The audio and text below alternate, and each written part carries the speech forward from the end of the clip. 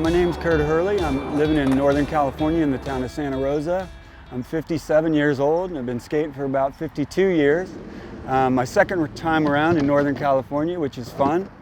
Skated vert in the 70s for a company called Turning Point, and I rode for Vans and Pepsi too at that time. We got free Pepsi. And then I did some downhill skateboarding in the late 90s and 2000s. I actually was fortunate enough to qualify for the X Games and the Gravity Games. So I've been doing it a long time. And I currently own a really cool historical surf and skate and hot rod and music store in Santa Rosa called Soulriders, and work for a skateboard company called Riviera. Well, Soulriders is an idea that I had a couple years ago before we ever knew that we were going to be moving back here. And it came about as a result of surfing Santa Onofre.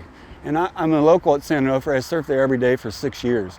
And all the guys that I surf there with, a lot of them own companies, and they're underground surf companies, but they're super rootsy. Like, they're all about the history of surfing, and they all either drive like 50s and 60s vans or old cars, and some of them ride choppers with their boards on the side. And so I got this idea. It just hit me one day that no one had ever done a story, including in Southern California, that really went to the roots of surfing and skateboarding and showed how it was connected to hot rods and music. So I told my wife a little while ago that, you know, if we ever got the chance to do another store, this would be the way to do it, because no one's done it before. So when we found out that we really had to move back here and be close to her mom, we said, let's do it. So this is a new venture. So far, everybody's been real excited when they come in the store. They've never seen anything like it. So we built all the fixtures with recycled wood and reclaimed wood. We carry these lines that really no one up here carries or even really knows about, that are all surf and skate companies that are owned by guys that are either into hot rods, motorcycles, or custom vans, which is unique. And then we have a lot of hot rod iconic art and t-shirts and magazines, and then we have a whole vinyl section. And the vinyl has been the biggest surprise for me, because I knew that it was part of this whole idea, but I really didn't know if people would get it. And so I've been around Southern California. Every time I go down there surfing and seeing some of my friends, I grab 100, 200 albums, and only ones that I like, and put them in the bins, and people are buying them. So it's been really gratifying, and I'm really thankful to everybody in Santa Rosa for their reception that they've given us, and really coming by the shop, and some people are buying some stuff, and that's nice. We're really grateful. Skateboarding in the 70s was interesting because no one had done anything that we were doing before.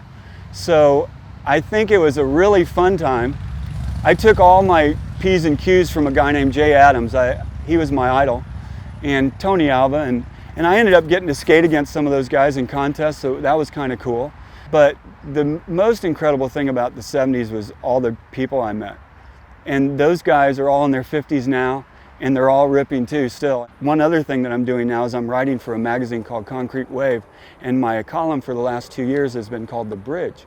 And what it's about is basically the history of skateboarding, and I'm trying to teach some of these kids that don't really know where all these things came from, and introducing them to some of the legends. And I've interviewed Tony Alva, Alan Gelfand, the guy who invented the Ollie, and the Turning Point guys, and I just did Steve Caballero, which that interview was incredible. And Steve Caballero is the nicest guy in the world. And I just finished my new one, which is Tony Magnuson, and it's basically the bridge between the vert and ramp revolution of the 80s and how it turned into street skating in the early 90s. And it basically, we're talking about people like Matt Hensley and Danny Way, and that's the next part of basically the history of skateboarding. That's where we're at right now.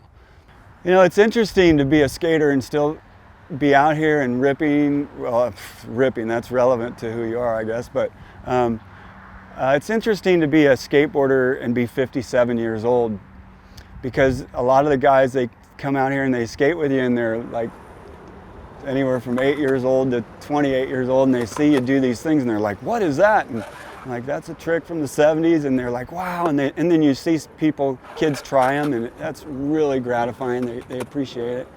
The bummer is of course that when you fall, it hurts way more than it ever did, and so you feel it for a couple more days than normal. but it's a great thing. And I would like to probably quote Steve Cavallero when I interviewed him. I asked him, you know, what was your favorite time ever of skateboarding? And he actually looked at me straight in the eye and he goes, you know, I think right now is the best time to skate because there's so much to skate. In the 70s, we were just skating junk. Like the parks were terrible. Some of them were good, but ramps were terrible. We didn't really learn to build real good ramps yet. Then the 80s evolved, but now there's free parks everywhere. Like this park is incredible. Santa Rosa has a great historical park. Sebastopol has an incredible park. The Napa area has a park. There's parks everywhere.